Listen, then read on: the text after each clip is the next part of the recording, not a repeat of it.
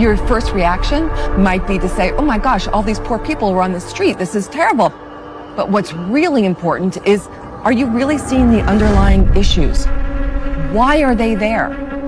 And that question is the most important question to answer. More than 500,000 Americans are homeless on any given night. The problem has grown worse in recent years. Why is a city as prosperous as San Francisco have a homeless problem? Homelessness is a disease, just like addiction. New encampments have been popping up throughout LA in the last 5 months. The state of California can no longer treat homelessness and housing insecurity as someone else's problem. We don't want to be the tip of the spear. How did we get here? We don't have time. And the paramedics are coming here. Look on the ground. What is it that you're seeing? You're seeing pieces of foil for fentanyl. You're seeing hypodermic needles, all kinds of evidence that says this is not a poverty problem. This is something else entirely. Lost at least 5 people that I knew on the street to fentanyl overdose. They don't want to listen. But a lot of it is because there's nobody teaching them about recovery, about accountability, about being productive, and you can get out of this. It's okay. Stay there on the ground. Nobody's saying, get up off the ground.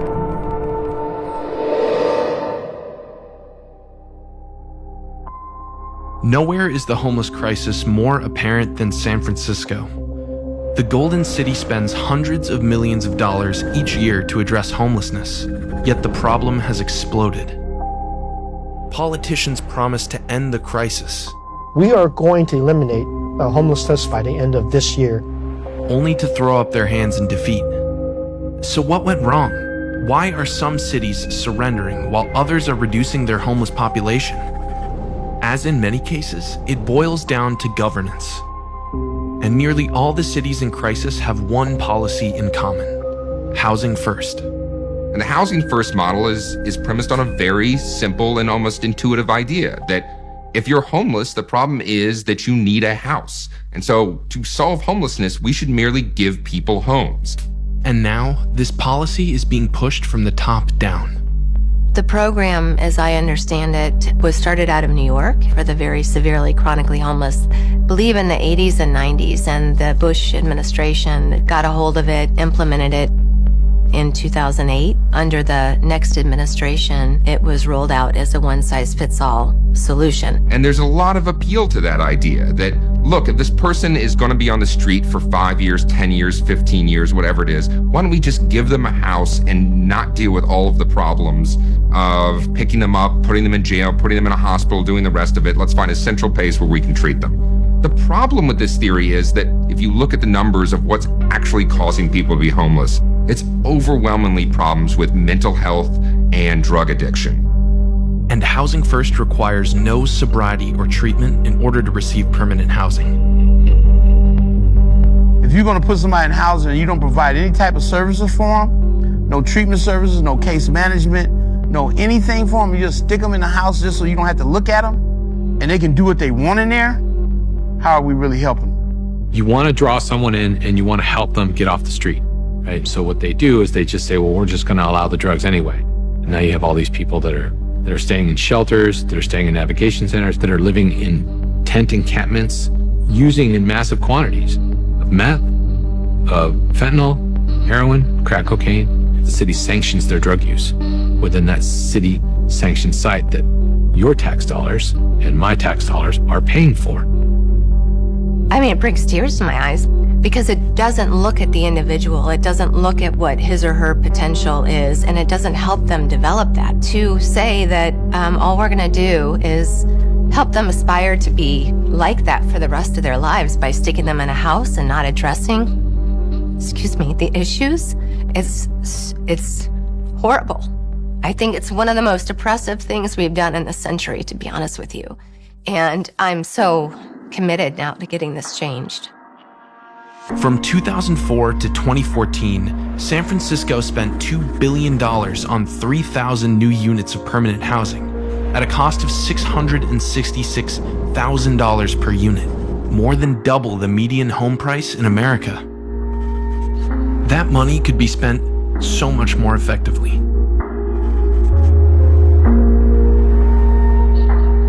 It's shocking to me how little innovation we have because everything is permanent supportive housing or bust, and everything else in between is just keeping you alive until you get there. The problem is that half the people on the street aren't going to be alive to realize that housing. Los Angeles felt the impact of Housing First immediately. Reverend Andy Bales from the Union Rescue Mission says he saw it coming in 2014 when the national thought process on homelessness shifted towards a Housing First model. He says he saw donations to the missions on Skid Row plummet. We had foundations that used to give us $1 million shift to Housing First only. We had another foundation that shifted that gave us $750,000. And only now is his intuition providing proof. This study, released this week from the Federal Department of Housing and Urban Development, showing since the recovery services decreased, homelessness went up more than 15% nationwide. Compounding the problem, cities like Austin, Texas have legalized street camping. Addicts poured out of shelters and treatment, back to where drugs, alcohol, and crime abound. In Austin, homeless deaths rose by 25% in a matter of months. The number that should absolutely horrify Americans is that in LA, you have about 3 individuals die on the streets a day. If you look at this relative to the whole homeless community in LA, this means that they have death rates higher than soldiers that we sent off to Iraq or Afghanistan. First of all, it's no place to live, right? You living in a tent or in a doorway, it is so substandard, right? For anybody. This is not a way for a human in this year to ever live. There's no infrastructure for it. Where's the toilet? Where's the sanitation? Where's the ability to even get help when you're sick, right? It's not there. In May of 2021, Austin residents voted to reinstate the city's camping ban.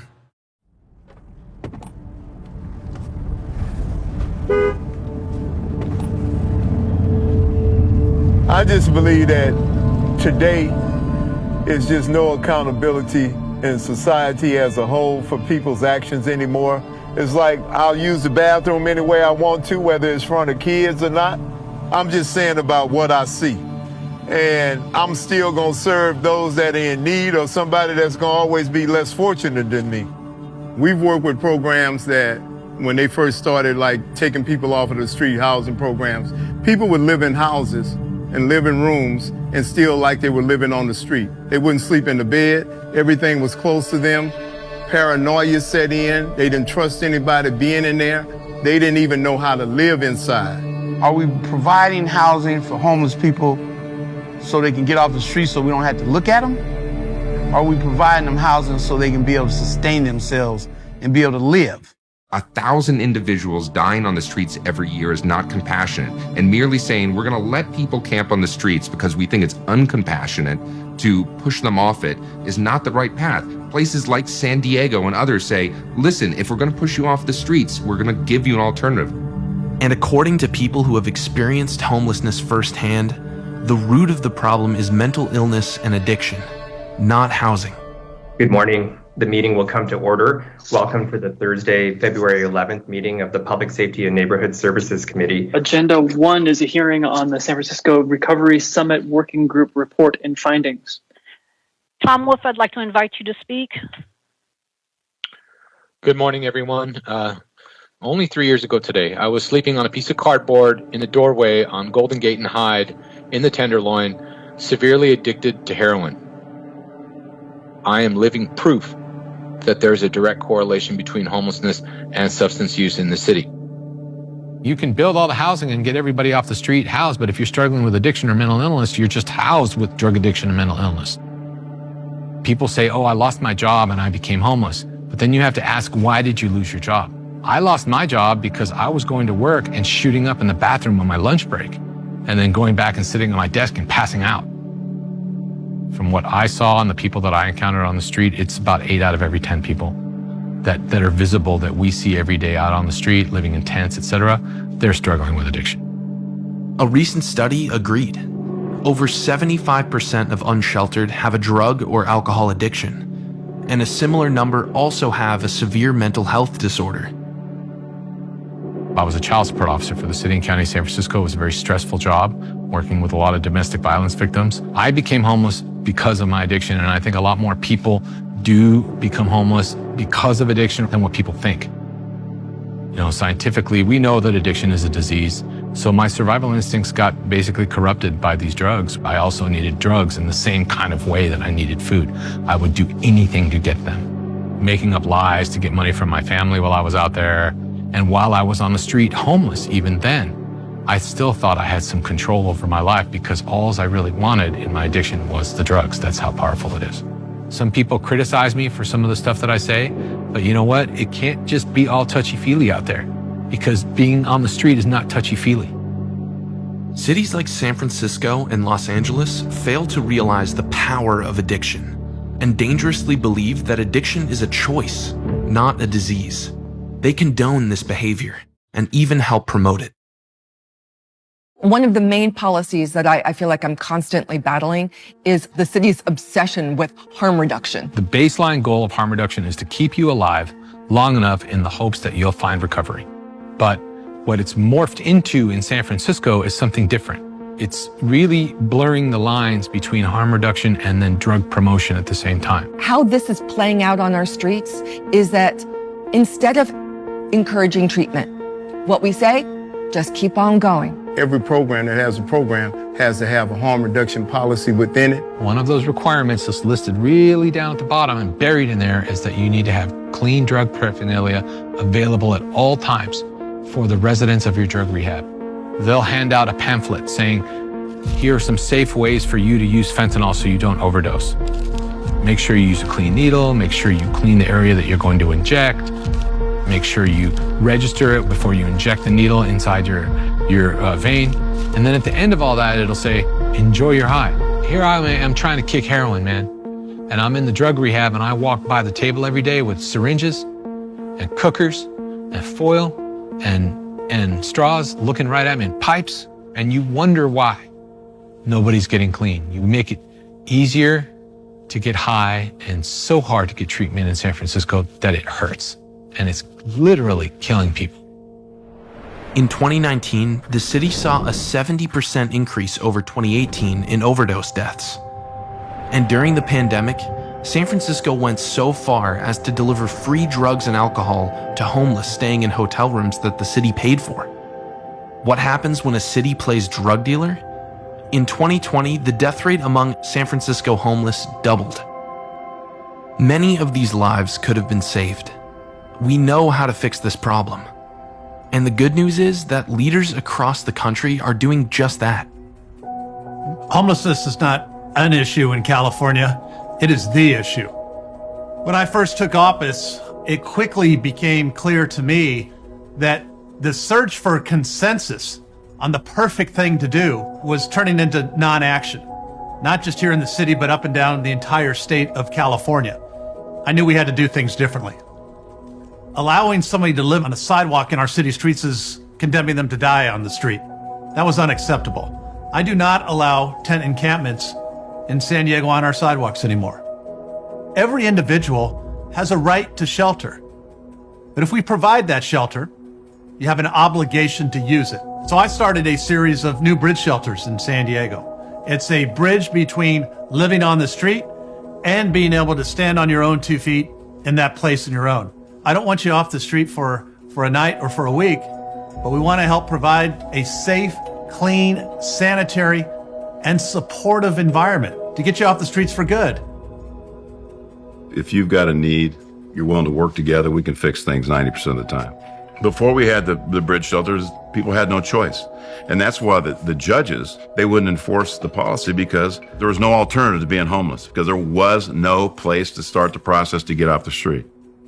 Everybody drank the Housing First Kool-Aid, which I knew. There was a city council meeting and they said, we're not going to do shelters anymore because we're going to do housing first. And I said on camera with all the news agents outside, this is going to be a disaster because now people don't have any place to go to wait for that housing that may or may not ever come. Look at the billions and billions and billions of dollars being wasted right now in communities like Seattle, Portland, LA, San Francisco, San Jose, billions of dollars by allowing people to kill themselves publicly.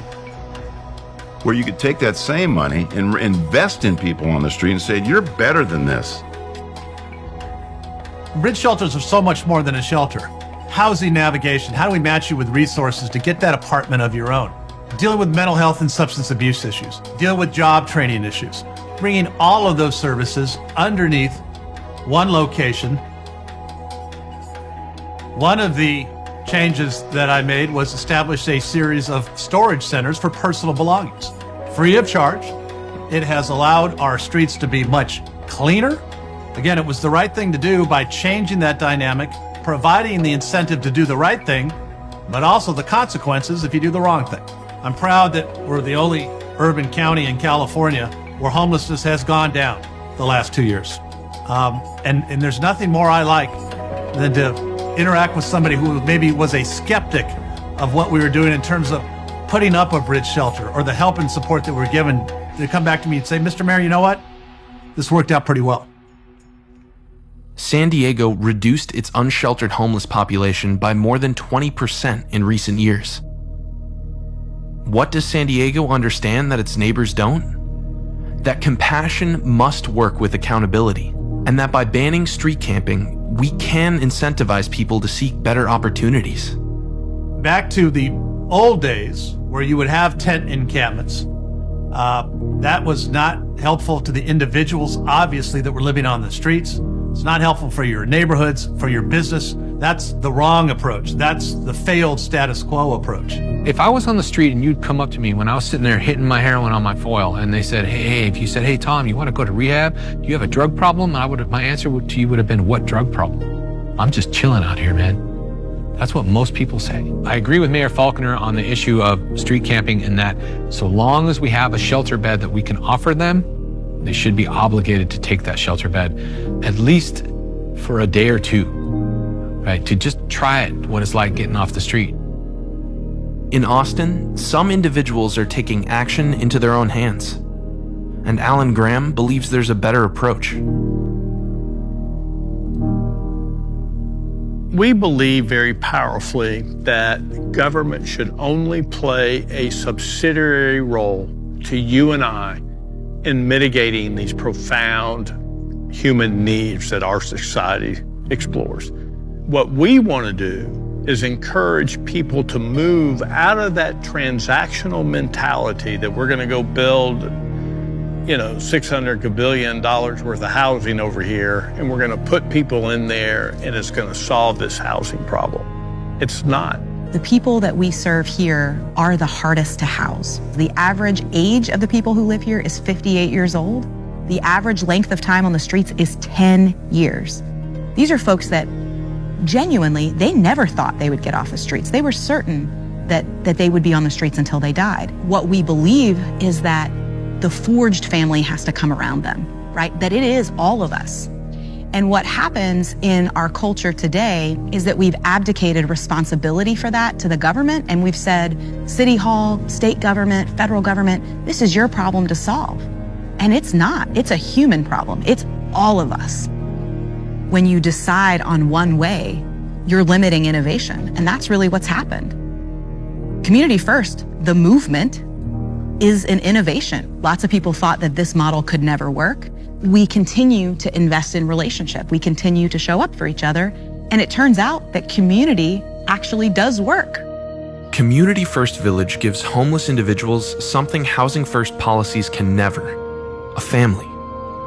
People holding each other accountable, supporting each other. By providing a sustainable ecosystem for these individuals to thrive in, drug addiction, alcohol use, and other harmful behaviors have plummeted. How do you bring somebody into purposeful living? And when you look at what's happening inside this community, what they're being given is a community, organic farming operation, a blacksmithing shop, a wood shop, an art house, all the things that allow people to wake up in the morning and have purpose. Well, there's rules to live here. You must pay rent. And do you know that we don't have a rent collection problem here and never have? Because everybody knows that they must pay rent. When you pay rent, turns out that you're invested. You have skin in the game, and every human needs to have skin in the game. And that is what is lacking out there on the streets. Incentives and accountability work. The Dell Fund in New York City has transformed tens of thousands of lives through its Ready, Willing, and Able program. which combines paid work, transitional housing, and comprehensive social services, including sobriety support. An independent study by Harvard University found that ready, willing, and able graduates are 60% less likely to be convicted of a felony 3 years after exiting the program. Researchers at the University of Alabama tested a similar hypothesis by providing homeless with housing conditioned upon drug and alcohol treatment. They found that 64% of residents maintained sobriety. Instead of pumping billions of dollars into housing first, it's time to use performance-based funding that rewards the programs that truly make a difference. For the price of one housing unit in San Francisco, we could build dozens of transitional shelters. Or fund proven treatment programs. Meanwhile, our elected officials must promote policies that address the root causes of homelessness. What I think everybody's aim should be is this: self-sufficiency. We don't want people in this perpetual cycle. We want financial independence. We want emotional independence. We want independence that's perhaps free of a substance that's keeping them down. We always are told that me and Craig, we're not the most compassionate individuals in the world. We take the compassionate approach by making it happen for people. And making it happen also means sometimes telling them no. But what we don't do is we don't give up on anyone. No matter what they do, how they do it, we're going to be there for them. That's what keeps us going and keeps us moving toward whether we have no money or not, we will still do this work. Homelessness is a humanitarian crisis, but there are solutions. By denying the solutions, we excuse ourselves from making hard choices that can transform lives. It's easy to hand someone an apartment key and think that the problem is solved. It's hard work getting them to treatment, holding them accountable, and helping them return to a productive, safe, and healthy life. But that work must be done if we truly care for the most vulnerable among us.